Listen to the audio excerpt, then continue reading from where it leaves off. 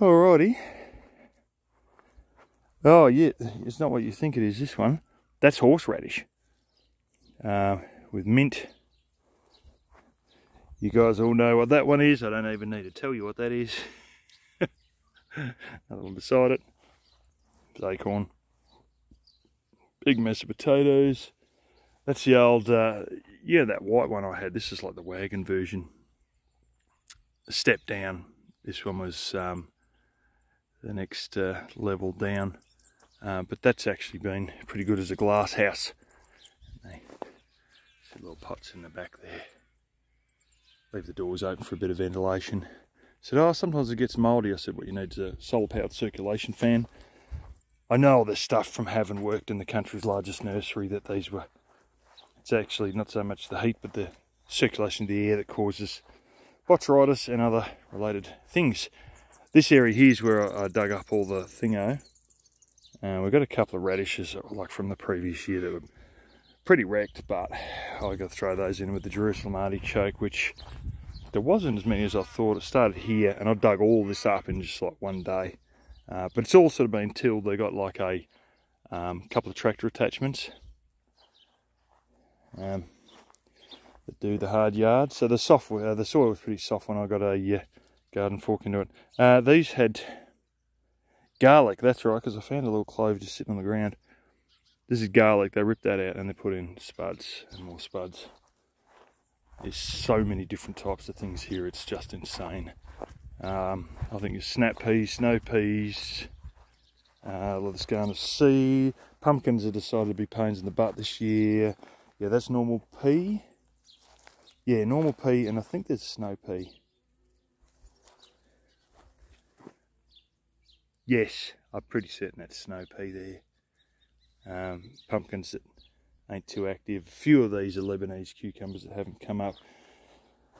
I think these are kale. And I think those over there are tatsoi. It's all going to seed. It's a dud season, really. Yeah, these would be snow peas. You got to realise that, like, you know, we're in alpine country here. Green beans, you guys know what that is. Those ones up there, that's Lebanese cucumber, but there's more green beans here. Yeah, no shortage of peas. Others, yeah, they're getting closer to being picked anyway.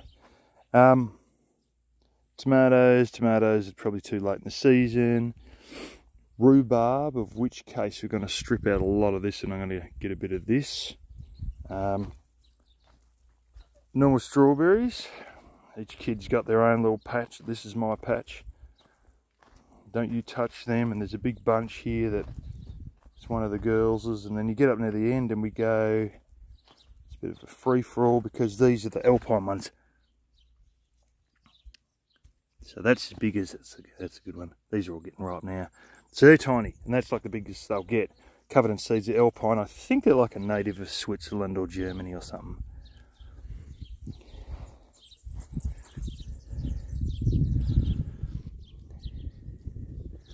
Yeah, in fact I believe some of you might know what I mean by the no, it's not the Wolf's Lair, it's the other one, Eagle's Nest.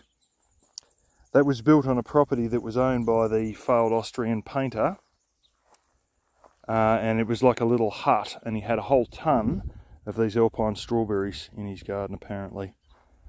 But they're sort of like, that's where they originated from.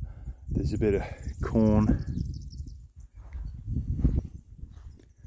A lot of people don't know that. That was actually his personal property, and they knocked over the cottage to build the big place with the glass houses and all that, and the cellar full of wines from, there was just tons of wines that were stolen from all over the place.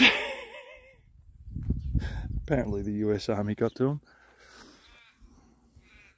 Yeah, a lot of potatoes here. And a bit of corn. It's probably all going to be a little bit too late. They had other corn that didn't fertilise itself properly another year. And I don't think they know about how you got to grow them in rows.